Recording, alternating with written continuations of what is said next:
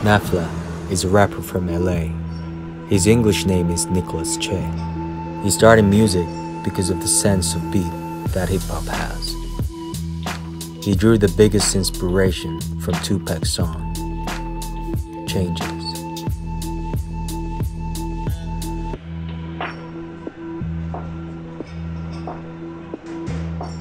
He says, I want people to listen to my music and react emotionally. I wish my sad music makes people cry.